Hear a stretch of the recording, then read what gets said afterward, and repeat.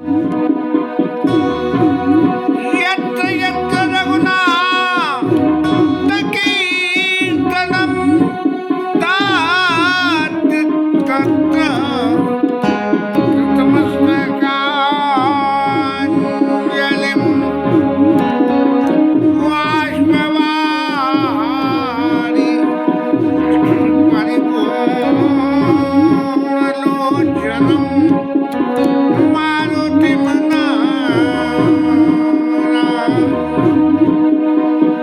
लाख लाख पग समान सिया बैठती अति अनुराग हृदय अति प्रेम बस रहियौ बड़ी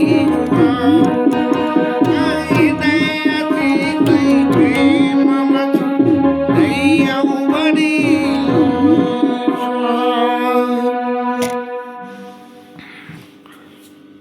इतनी सारी लंबी चौड़ी फौज को लेके भरत जी महाराज चित्रकूट धाम में पहुंचे। अब सहज स्वभाव में जो होता है, लोगों ने जैसा भी बसने के अपने लिए इंतजाम देखने की प्रयास किया, लेकिन जो मेन कैरेक्टर थे राम जी, गुरु जी और ये सब जो है गने लोग, ब्राह्मण सब और मंत्री माताएं, ये सब लोग मिलकर एक ठिकाने पे एक संग इकट्ठे हुए। सीता मैया ने सबको प्रणाम किया और सबको प्रणाम करके और सभा की कार्यवाही शुरू हुई।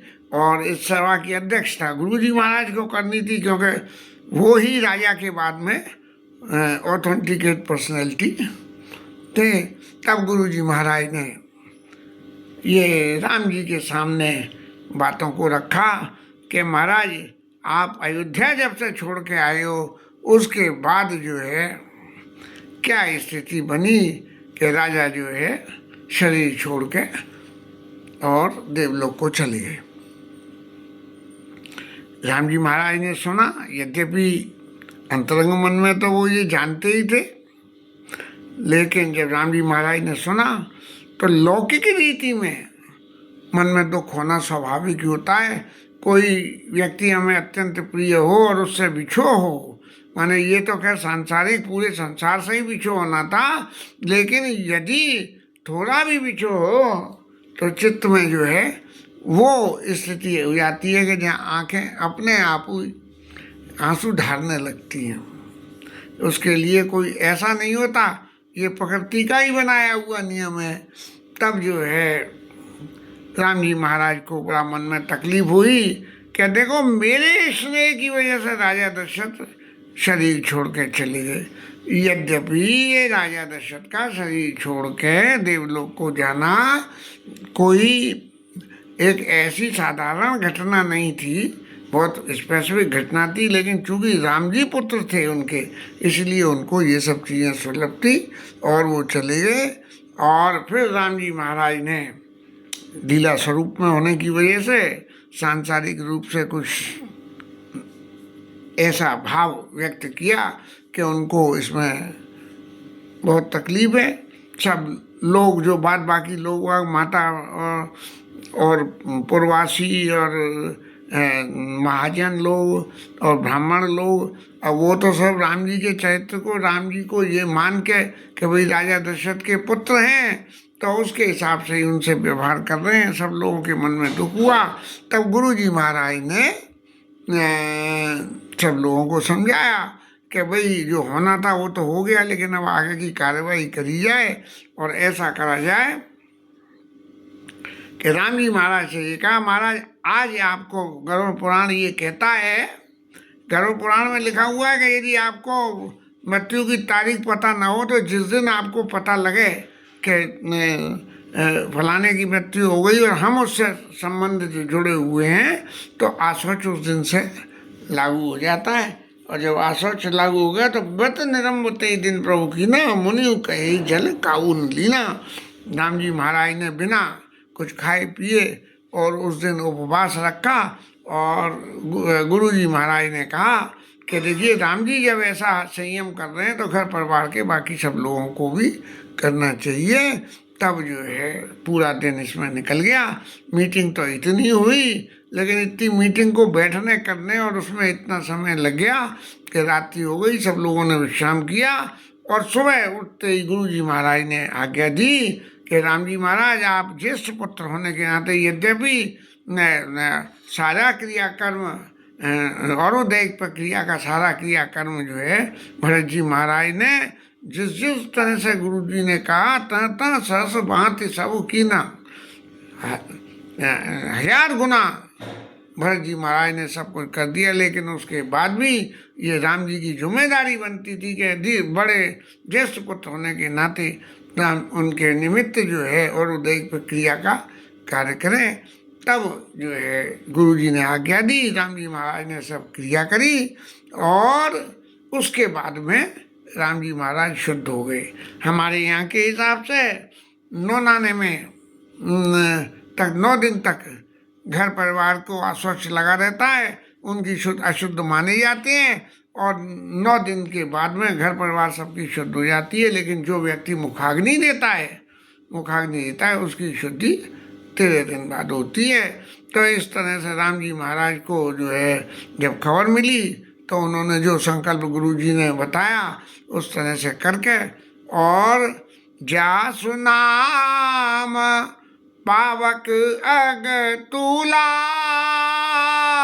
सुमिरत सकल सुमंगल मूला। गोस्वामी जी महाराज कह रहे हैं कि जिसके नाम की आग से ही सारे पावक अगतूला पाप के सारे तिनके घास जल जाते हैं, ऐसे राम जी महाराज जो है कार्य प्रतिक्रिया वेद जस वर्णी, वेद ने जैसे वर्णन किया है और बे पुनीत पातक तम हरनी, इस पाप से, क्योंकि पिताजी की मृत्यु होने से जो परिवार को अस्वच्छ रखता है उससे मुक्ति हो गई। अब जिसके नाम के जपने से दुनिया पवित्र हो रही है और वो इस क्रिया को करने से शुद्ध हो गया, ऐसी एक विविधता बड़ी बात जो है यहाँ पैदा हुई। और गोस्वामी जी ने फिर यहाँ लिख दिया, शुद्ध सो भयऊ साधु सम्मत अस। महाराज ये बात मैं नहीं कह रहा हूँ, ये बात है साधु लोग सब कह रहे हैं कि राम जी महाराज अब शुद्ध हो गए और तीरथ आवाहन सुरसदस। मेरी निगाह में क्या है कि जैसे किसी तीर्थ का आह्वान करना हो तो जो है गंगा मैया को बुलाओ, बोले गंगा मैया आओ, आप आओ तो हम शुद्ध हो जाएंगे, ऐसा है।